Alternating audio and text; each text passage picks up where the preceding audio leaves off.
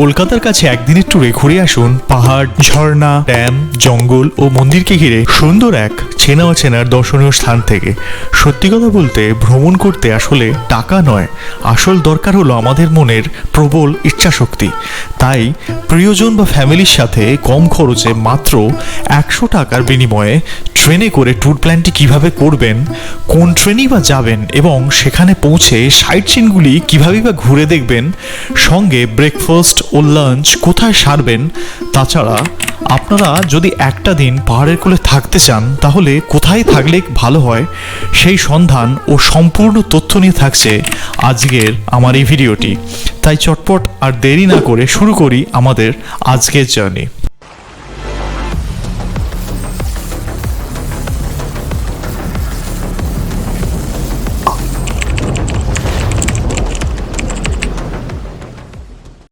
Hello বন্ধুরা, welcome back to my channel life selection. আমি হলাম আপনাদের বন্ধু শুভাশিস। তো একদিনের মধ্যে যদি ঘুরতে চান পাহাড়, নদী, ঝর্ণা, ড্যাম, এমনকি মন্দির, তাহলে কিন্তু এই ভিডিওটা আপনাকে প্রথম থেকে শেষ পর্যন্ত সম্পূর্ণ দেখতে হবে। এই ভিডিওতে আমি বলেছি কিভাবে আপনারা একদিনের মধ্যে খুব সহজে এবং সবচেয়ে সস্তায় ঘুরে সেই দিনের দিন বাড়ি ফিরতে পারবেন, অথবা আপনারা যদি থাকতে চান কোথায় থাকবেন এবং কোন কোন জায়গায় আপনারা থাকতে পারেন, তার জন্য খরচাই বা কত পড়বে, আপনারা আসবেনই বা কী করে, তার সমস্ত A to Z বিবরণ কিন্তু আপনারা এই ভিডিওর মাধ্যমে পেয়ে যাবেন। ভিডিওটা যারা আপনারা দেখছেন প্লিজ লাইক করে দেবেন, ভিডিওটা বন্ধুদের মধ্যে শেয়ার করবেন, আর চ্যানেলটা এখনও যারা সাবস্ক্রাইব করেনি সাবস্ক্রাইব করে বেল নোটিফিকেশনটা কিন্তু অন করে দেবেন। তাহলে আর দেরি কি, চলুন শুরু থেকে শুরু করি কিভাবে আমরা এই জায়গায় এলাম।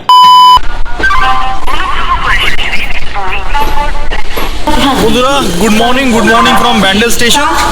এখন আমরা আছি ব্যান্ডেল স্টেশনে 4 নম্বর প্ল্যাটফর্মে। তো 22387 হাওড়া ধানবাদ ব্ল্যাক ডায়মন্ড এক্সপ্রেসে করে আমরা এখন পৌঁছে গেলাম ব্যান্ডেল স্টেশন। তো চলুন আমার সঙ্গে জার্নিটা আজকে শুরু করা যাক ব্যান্ডেল স্টেশন থেকে। বন্ধুরা, আজ আমাদের গন্তব্য হচ্ছে হাওড়া থেকে মুরাডি। তবে আপনাদের বলে রাখি, মুরাডি যাওয়ার কিন্তু কোনো ডাইরেক্ট ট্রেন নেই, যার কারণে আমরা আজকে প্রথমে হাওড়া থেকে আসানসোল যাব। হাওড়া থেকে আসানসোল যাওয়ার আমার মতে সবথেকে বেস্ট যে ট্রেনটি সেটি হলো 22387 Howrah Dhanbad black diamond express. ট্রেনটি হাওড়া স্টেশন থেকে 6টা 15 ছেড়ে প্রায় 211 কিলোমিটার অতিক্রম করার পর সকাল 9টা 41 মিনিটে আপনাদের আসানসোল কিন্তু পৌঁছে দেবে। এই ট্রেনের জেনারেলে আমার ভাড়া পড়েছিল মাত্র 100 টাকা। আর ব্ল্যাক ডায়মন্ড এক্সপ্রেসে মোট 13টি রয়েছে জেনারেল কোচ, একটি লেডিস কোচ, 2টি পেয়ে যাবেন এসি চেয়ার কার, তার সঙ্গে থাকবে 2টি নন এসি চেয়ার কার, যার কারণেই ট্রেন কিন্তু তুলনামূলকভাবে ফাঁকাই থাকে। তাই আপনারা স্টেশনে এসে টিকিট কেটে যেতে পারেন, আগের থেকে রিজার্ভেশন করার কিন্তু সেই ধরনের কোনো প্রয়োজনীয়তা নেই। তো বন্ধুরা, হাওড়া থেকে 169 কিলোমিটার পাড়ি দেওয়ার পর প্রায় আমাদের গন্তব্যে 6টি স্টপেজ টপকানোর পর এখন এসে পৌঁছালাম দুর্গাপুর। বন্ধুরা, হাওড়া থেকে 211 কিলোমিটার জার্নি করে আমরা এসে পৌঁছে গেলাম আসানসোল জাংশন। চলুন টিকিট কাউন্টারে যাওয়া যাক এবং চটপট একটা জায়গার টিকিট কেটে নিই। কোথাকার কাটছি আপনাদের দেখাচ্ছি। দেখো টিকিট কাটা হয়ে গেল, ঠিক আছে। আদ্রা মিমো 10টা 15 1 নম্বর প্ল্যাটফর্ম। তো বন্ধুরা, আমরা এখন চলে এলাম 1 নম্বর প্ল্যাটফর্ম আসানসোল জাংশনের সামনেই। আমি দেখতে পাচ্ছি দাঁড়িয়ে আছে আসানসোল আদ্রা মিমো। এটা 10টা 15 এখান থেকে ছাড়বার টাইম। তো চলো চটপট আমরা গিয়ে ট্রেনে উঠে পড়ি। এই ট্রেনের জার্নিটা কিন্তু খুব সুন্দর হতে চলেছে এবং আমরা যে সমস্ত জায়গা দিয়ে যাব আপনাদের দেখাবো। অবশ্যই জায়গাগুলো এত অসম্ভব সুন্দর। এখানে আমরা যদি ব্রেকফাস্ট করতে চান তাহলে কিন্তু আসানসোল স্টেশনে এসে এই যে 1 নম্বর প্ল্যাটফর্ম আছে, এখানে কিন্তু অনেক কিছু ব্রেকফাস্ট করার জিনিসপত্র আছে। আর আপনাদের বলে রাখি, ব্ল্যাক ডায়মন্ডের টিকিট আপনার খরচা পড়বে 100 টাকা, আর আমাদের আসানসোল থেকে মুরাডি যেতে পড়বে আপনার 10 টাকা। টোটাল 110 টাকার বিনিময়ে আপনারা কিন্তু খুব আরামসেই এবং স্বাচ্ছন্দ্যে পৌঁছে যেতে পারেন আমাদের পুরুলিয়া। তো আমরা এখন আসানসোল ছেড়ে এই যে চলে যাচ্ছি, দেখতেই পাচ্ছেন। আসানসোল জাংশন থেকে মুরাডি যাওয়ার জন্য সকালবেলা আপনারা অনেকগুলি ট্রেন পেয়ে যাবেন। তবে আমি যেহেতু ব্ল্যাক ডায়মন্ড এক্সপ্রেসে আসানসোল পৌঁছেছিলাম, তার কারণে সকাল 10টায় আমি কিন্তু স্টেশনে অ্যাপ্রোচ করি। তারপরে আমি টিকিট কেটে 10টা 15 আসানসোল আদ্রা মিমো ধরেছিলাম। 10টা 15 পর কিন্তু 10টা 55 আপনারা ট্রেন পেয়ে যাবেন, 12টা 5 ট্রেন পেয়ে যাবেন, এছাড়াও 3:05-এও কিন্তু আপনারা ট্রেন পেয়ে যাবেন। এর মধ্যে যে কোনো একটি ট্রেন ধরে কিন্তু আপনারা এই মুরাডি স্টেশন পৌঁছতে পারেন। তবে এই লোকাল ট্রেনের জার্নিটা এত সুন্দর হবে তা আমি কিন্তু কল্পনাও করতে পারিনি। বাইরের যা দৃশ্য ছিল ট্রেনে বসে কিন্তু এক বিন্দু চোখ সরাতে পারিনি।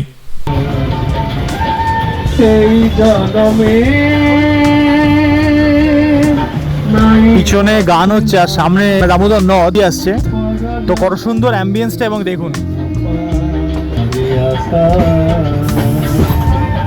আমি থাকিব তোমারে আশা, আমি থাকিব তোমারে আশা। এবার খালি ভিউটা দেখুন। বন্ধুরা, আমরা এখন পেরোচ্ছি দামোদর নদ। সুন্দর সূর্যের আভায় কিন্তু বালিগুলো চিকচিক করছে। জানি না আপনারা এরকম লোকাল ট্রেনে বসে এত সুন্দর ভিউ উপলব্ধি করতে পেরেছেন কিনা।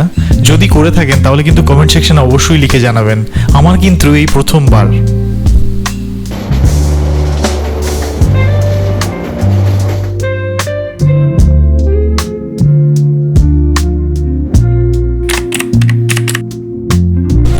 আসানসোল থেকে আমরা 20 কিলোমিটার ডিস্টেন্স জার্নি করে এখন চলে এলাম মুরাডি স্টেশন।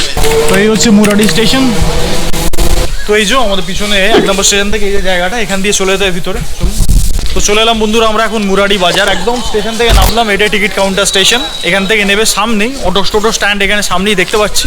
আমি জার্নি এখান থেকে স্টার্ট করছি। অলমোস্ট 11টা তো পার হয়ে গেছে, জার্নিটা এবার শুরু করতে হবে। চলুন একজনের দাদার টোটোতে চাপি। তো আমরা এখন টোটো পেয়ে গেলাম, ঠিক আছে। আপনাদের সঙ্গে আমি সমস্ত কথা বলিয়ে নেব এবং কোন কোন জায়গা আমরা করছি আজকের জন্য সেগুলো আপনাদের আমি কিন্তু সম্যকভাবে দেখিয়ে দেবো। মুরাডি স্টেশন থেকে বড়ন্তি লেকের দূরত্ব 9.3 কিলোমিটার প্রায়। যেতে আনুমানিক সময় লাগবে 25 মিনিটের মতন। বড়ন্তি লেক পশ্চিমবঙ্গের পুরুলিয়া জেলার একটি মনোরম হ্রদ। এটি মুরাডি পাহাড়, বড়ন্তি পাহাড় ও রাজচন্দ্র পাহাড়ের মাঝে কিন্তু অবস্থিত। বড়ন্তি নামক একটি ছোট আদিবাসী গ্রামে এই পাহাড় ও হ্রদটির অবস্থান। ঘন সবুজের কার্পেটে মোড়া ও উঁচু উঁচু পাহাড়ে ঘেরা এটি একটি শান্ত লেক। শান্ত নিরিবিলিতে থাকার জন্য বড়ন্তি লেক কিন্তু একটি আদর্শ জায়গা। বন্ধুরা, আজকে চলে এলাম আমাদের এই জার্নির প্রথম ট্যুরিস্ট স্পট, সেটা হচ্ছে বড়ন্তি। আপনাদের এই বড়ন্তি আসার রাস্তাটা আমরা কিন্তু দেখালাম। এত সুন্দর অনুভূতি এবং এই যে গ্রামের মধ্য দিয়ে এই সুন্দর রাস্তাটা, চারিদিকে কিন্তু পাহাড় এবং আঁকামাকা সুন্দর রাস্তা, দেখতে কিন্তু ততোধিক সুন্দর লাগছে। রোদটা যদিও এসে কিন্তু মুখে পড়ছে, কিন্তু এখন যেহেতু ওয়েদারটা খুব সুন্দর হয়ে গেছে, রোদটা কিন্তু অতটা বুঝতে পারছি না। আপনাদেরকে পাশটা একটুখানি দেখাই। এই যে পাহাড়টা দেখতে পাচ্ছেন, এটা হচ্ছে আমাদের মুরুডি পাহাড়। এই যে দূরের পাহাড়টা দেখতে পাচ্ছেন, এটা হচ্ছে রামচন্দ্র পাহাড়। আর এই সামনে এই বড়ন্তি লেকের একদম বিসাইডে আপনি যে পাহাড়টা দেখতে পাচ্ছেন আপনারা, এটা হচ্ছে নাথিং বাট আমাদের বড়ন্তি পাহাড়। দূরে যে পাহাড়টা, আশা করি গোপ্রো ক্যাপচার করতে পারছি কিনা জানি না, ওই দূরে যে পাহাড়টা দেখতে পাচ্ছেন ওটা হচ্ছে বিহারীনাথ পাহাড়। আর এই মুরুডির পিছনে একটা কিন্তু পাহাড়, বিরাট বড় পাহাড় আছে, সেটা হচ্ছে আমাদের পাঞ্চেত পাহাড়। খুব সুন্দর স্পটটা। এই দেখতে পাচ্ছেন আশপাশে কিন্তু প্রচুর ট্যুরিস্ট লজ এবং থাকবার জায়গায় কিন্তু ভর্তি হয়ে গেছে। আমি এবং সামনের দিক থেকে আসবার সময় দেখলাম এখানে খেজুরে গুড়ের রস এবং খেজুরে গুড় কিন্তু বিক্রি হচ্ছে। আমি এই দাদার এই যে টোটো করে এসেছিলাম। তো চলুন আপনাদের গিয়ে আমি দেখাচ্ছি সামনে কোনখানে আপনারা থাকতে পারবেন এবং কি কি উপায়ে আপনারা কিন্তু রুমস দিতে পারবেন, তার ক টাকায় ভাড়া পড়ছে এবং কত কি চলছে। চলুন সামনে যাওয়া যাক।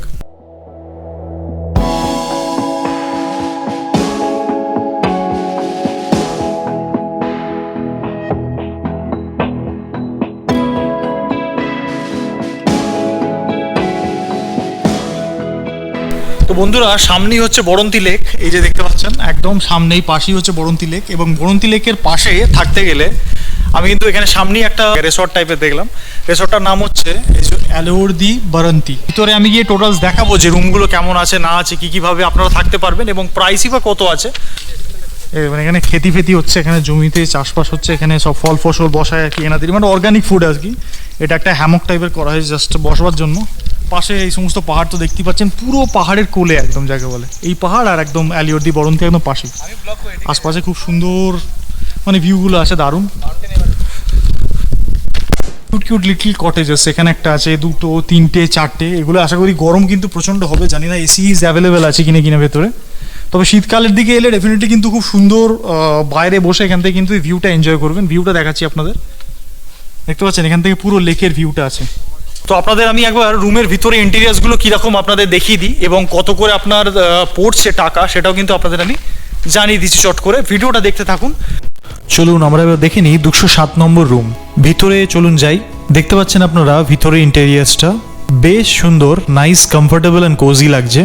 দেখতেই পাচ্ছেন দুদিকে কিন্তু দুটো ব্যালকনি, মানে দু সাইড থেকে কিন্তু আপনারা গেলে দুটো ধরনের ভিউ কিন্তু পেয়ে যাবেন। বেডটা কিন্তু বেশ বড়। এখানে দেখতে পাচ্ছি একটা টি টেবিল আছে, পাশেই কিন্তু দুখানা চেয়ার। ফ্লোরিংটা কিন্তু খুব সুন্দর। আর এই যে ব্যালকনিতে দাঁড়িয়ে আপনারা কিন্তু এই ধরনের একটা সুন্দর প্রাকৃতিক ভিউ কিন্তু পেয়ে যাবেন। এটা কিন্তু আমি এখন ঘরের মধ্যে বসে দেখছি। জাস্ট এই ব্যালকনি থেকে বেরোলাম, ব্যালকনি থেকে বেরিয়ে সামনের কিন্তু এই ধরনের ল্যান্ডস্কেপ আপনারা পেয়ে যাবেন। পুরো বরন্তি পাহাড় সমেত একটা 360 ডিগ্রি ভিউ, তার সঙ্গে লেক। পাশে একটা কিন্তু ওয়ার্ড্রোব আছে, এদিকে টি টেবিল, কেটলি, গ্লাসেস সব রয়েছে। এই সামনে দেখতে পাচ্ছেন এটা ওয়াশরুমটা কিন্তু বেশ বড় এবং উপরে কিন্তু দেখলাম ফল সিলিং এর কাজটা খুব সুন্দর করে করানো হয়েছে, যেটা কিন্তু আমার নজর কেড়ে নিল। বেসিন এরিয়াটা খুব সুন্দর দেখতে। চলুন এটা বন্ধ করে দিই দরজাটা। এখানে কিন্তু কাপলরা এসেও কিন্তু আরামসে থাকতে পারেন। আর যে রুমটা এখন দেখালাম এই রুমটা কিন্তু 3000 টাকা ভাড়া, অথবা আপনারা কিন্তু আরও অন্য রুম আছে সেগুলো কিন্তু 2000 টাকা ভাড়ার বিনিময়ে থাকতে পারেন। হয়তো সিজনে একটু ভ্যারি করতে পারে।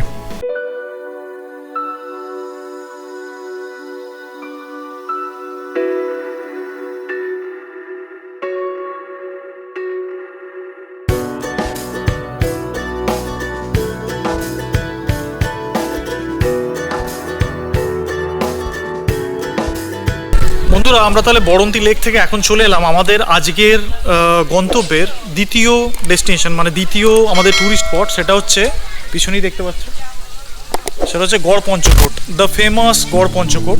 বন্ধুরা এই গড় পঞ্চকোট যদি আমরা ভেঙে ভেঙে ভাবি তো গড় শব্দের অর্থ হচ্ছে দুর্গ, পঞ্চ হচ্ছে 5 এবং কোট কথাটি এসছে গোষ্ঠী থেকে।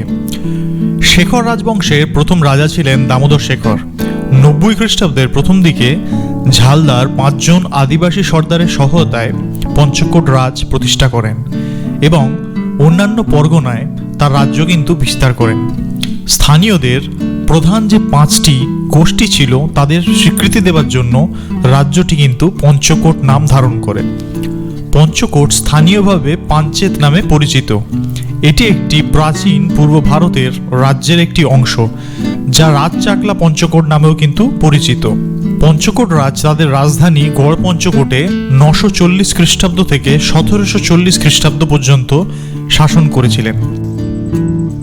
এই যে গড় পঞ্চকোট মন্দিরটা আপনার হচ্ছে এই পাশেরটাই, আর তার পাশ থেকে একটুখানি জাস্ট এই মাঠ দিয়ে হেঁটে এসে এই হচ্ছে আপনাদের এই ধ্বংসাবশেষের পুরো জায়গাটা। এই যে আপনারা ধ্বংসাবশেষগুলো দেখছেন, সম্ভবত শোনা যায় এগুলো বর্গীয় আক্রমণের ফলেই এই ধ্বংসাবশেষে পরিণত হয়। এখন শুধুমাত্র এই স্তূপগুলি দাঁড়িয়ে আছে, তার সঙ্গে অনেক প্রাচীন স্মৃতি কিন্তু জড়িত আছে। গড় পঞ্চকোট এলেন যখন, এখানে পাশে কিন্তু অনেক হোটেলস দেখতে পাচ্ছেন পাশে।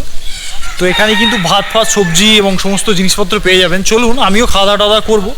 তো বন্ধুরা যে খাবার নিয়ে নিলাম আজকে কি কি আছে, এটা একটা আলু মূলো দিয়ে একটা ভেজ, এখানে একটা পোস্ত ছিল আলু পোস্ত, আর এটা হচ্ছে একটা জাস্ট খালি ছোটো একটা মিক্স ভেজ। এখানে আলু ভাজা, ডাল আছে, আর একটা করে ডিম ভাজা করিয়ে নিয়েছি। এ হচ্ছে খাওয়া দাওয়া। মোটামুটি যদি আমাকে জিজ্ঞাসা করেন খাওয়া দাওয়ার টেস্ট কিন্তু যথেষ্ট ভালো, মানে ভেজ আইটেম হিসেবে টেস্ট কিন্তু খুবই ভালো। চলুন খাওয়া দাওয়াটা শেষ করি, তারপর আপনাদের রিভিউ দিচ্ছি।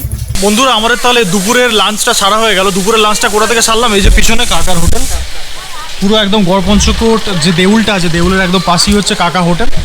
এবার কি কি আমরা খেলাম সেটা আপনাদের বলি। সেটা হচ্ছে ভেজ থালি নিয়েছিলাম দুটো। ভেজ থালিতে ছিল আপনাদের দুটো করে মিক্সড ভেজ, একটা আলু পোস্ত, সঙ্গে কুমড়ো ফুলের বড়া পাবেন এবং তার সঙ্গে সঙ্গে চাটনি পাঁপড় এগুলো কিন্তু আছে। যদি ডিম ভাজা চান ডিম ভাজা খেতে পারেন, কি মাছ ফাছ ঝাল দেশ খেয়ে নিতে পারেন। এখানে রুই মাছ, কাতলা মাছ এগুলো পেয়ে যাবেন।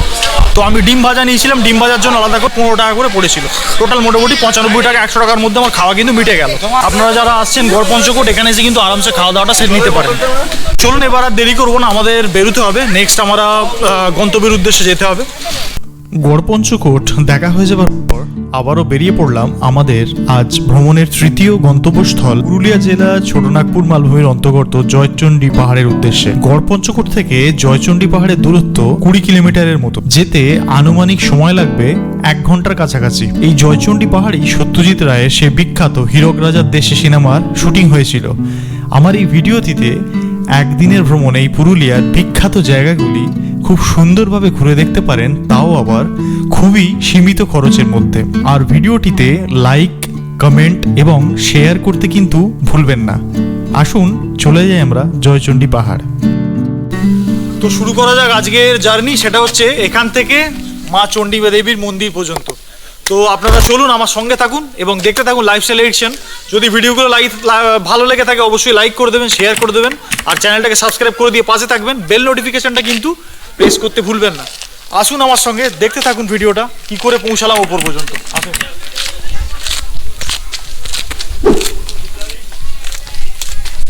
এই শুরু হচ্ছে একটা করে সিঁড়ি।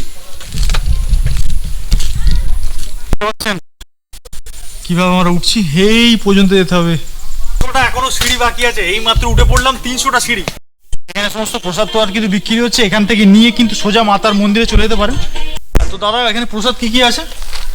সোপা, বাতাসা, মুকুন্দনা, চিড়ে, ধূপ, সিঁদুর। আচ্ছা, আর কত কি পুজোর ডালা আছে? 50 টাকা, 100 টাকা। 50-100 টাকা, তাই তো? ফাইনালি কিন্তু এসে পৌঁছে গেলাম মায়ের মন্দিরের কাছে।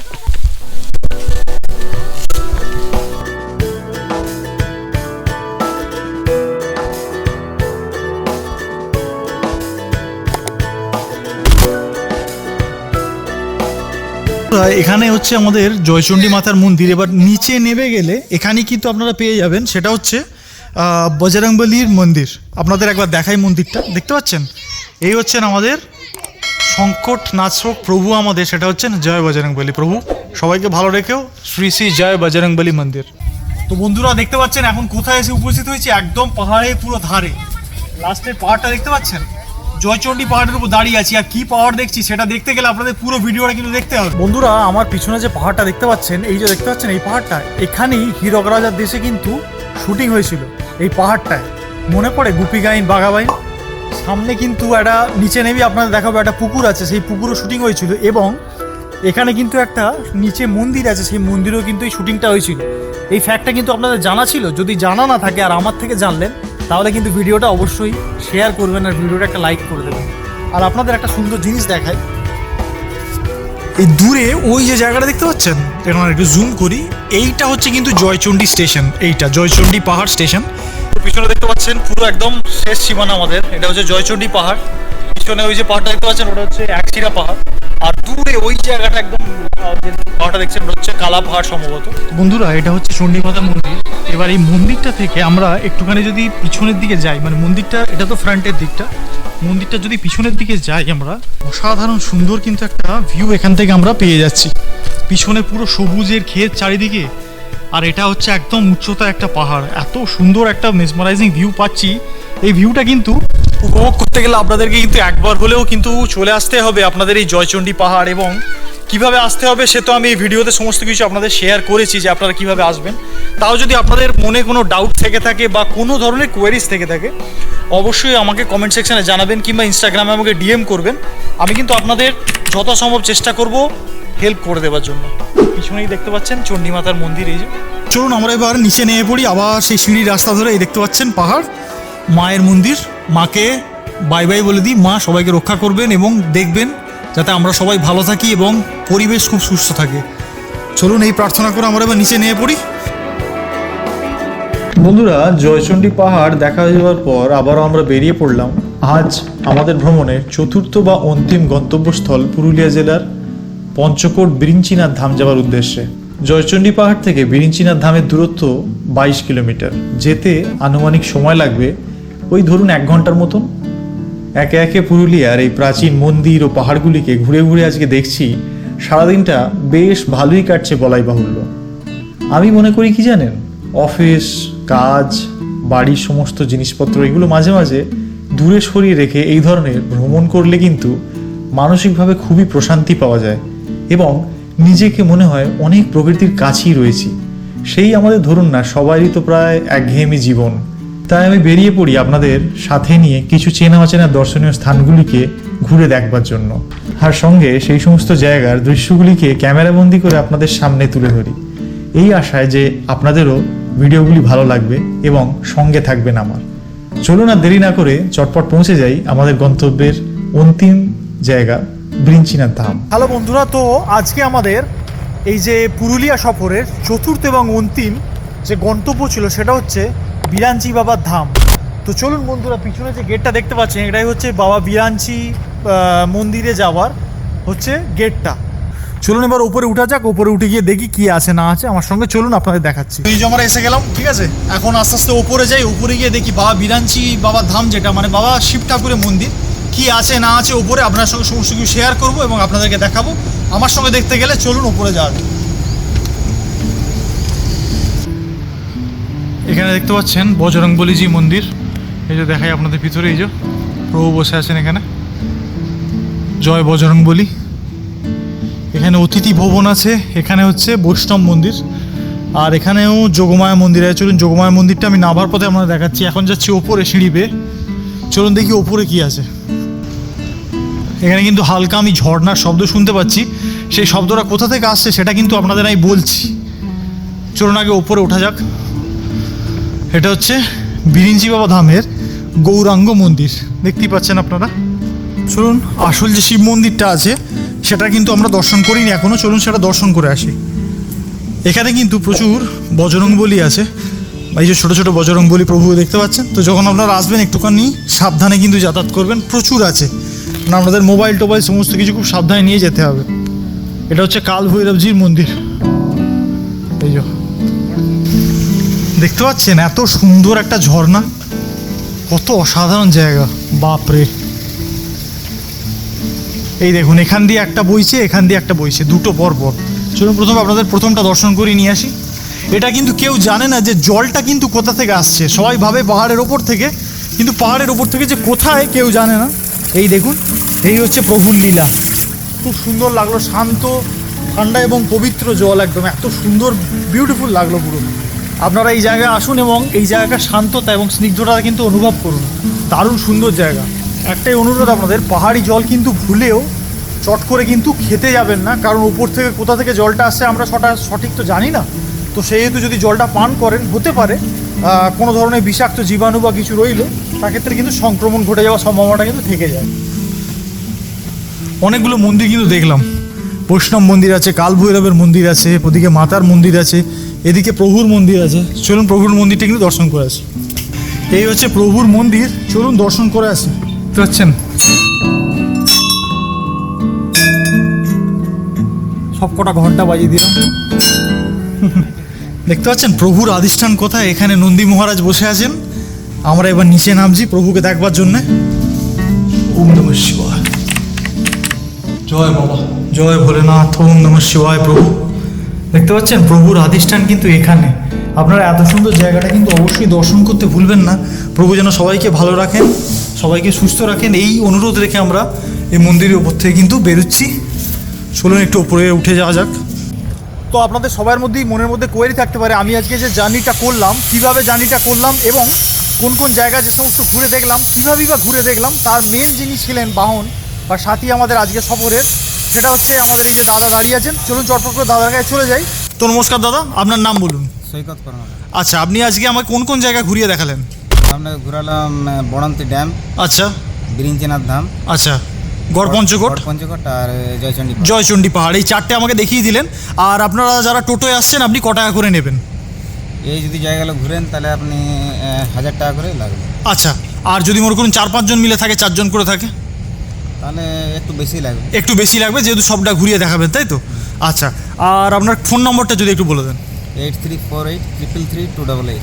আচ্ছা, আপনাকে ফোন করলে আপনি কিন্তু ফোন ধরবেন, আর যারা বলবে আমার চ্যানেল থেকে আসছে একটু ডিসকাউন্ট কিন্তু করে দেবেন, ঠিক আছে? তো বন্ধুরা, একদিনের সফরে আপনাদের আজকের দিনটা কেমন সুন্দর ঘোরালাম আপনাদের। যদি এইরকম আপনারা ঘুরতে চান, অবশ্যই মনে কিন্তু একটা সুপ্ত বাসনা সবারই থাকে যে একদিনের ট্যুরে বিভিন্ন জায়গা কিন্তু আমরা ঘুরে বেড়াবো, তাও যদি হয় এত সুন্দর সুন্দর পার্বত্য এলাকা। আজকের মতন আমরা এবার এখান থেকে চলে যাচ্ছি আসানসোল স্টেশনের উদ্দেশ্যে এবং সেখান থেকে আমাদের যে যার গন্তব্যে আমরা চলে যাব। তো আশা করি আমাদের আজকের পরিবেশনটা আপনাদের খুব ভালো লেগেছে। যদি ভালো লেগে থাকে অবশ্যই সঙ্গে থাকবেন, সাথে থাকবেন, পরিবেশকে ভালো রাখবেন, নিজেদের যত্ন নেবেন। আর যদি কোনো আপনাদের কোয়েরিজ থাকে অবশ্যই কমেন্ট সেকশানে জানাবেন এবং আমাকে ইনস্টাগ্রামে DM করতে কিন্তু ভুলবেন না। দেখা হচ্ছে আমার নতুন কোনো ভিডিওয়। Till then, bye bye, take care, tata.